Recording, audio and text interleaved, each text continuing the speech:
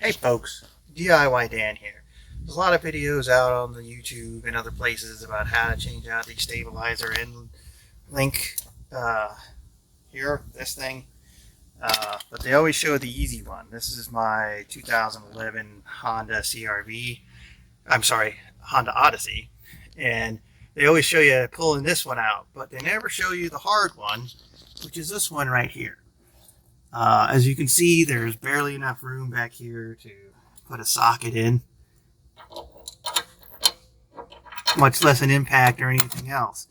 I've used heat, I've used lube, I've used all sorts of stuff. I finally resorted to cutting, and that's what I'm in the process of doing. So you may have to pop it off at the ball joint. And I don't even live in a rust belt. I live in the South, so this is just rusted on. This is the OE stabilizer link. So be prepared. Get a cutter. You may end up having to do that, but try heat. Try everything else first. But this is the hard one. They always show you the easy one up here, but you may have to work for a couple hours to get that sucker out. Just a little tip. All right, folks. There it is. The end result. This is what I had to go through. Notching that.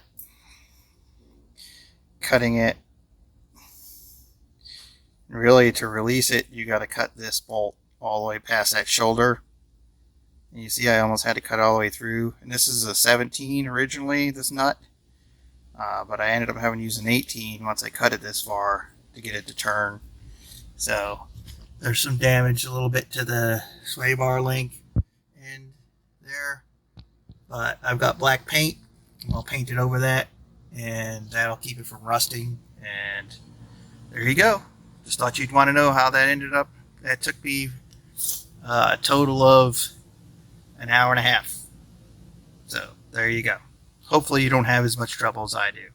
Peace. Thanks for watching. Subscribe, like, and tell your friends about it. And we'll see you next time on the DIY Dan channel.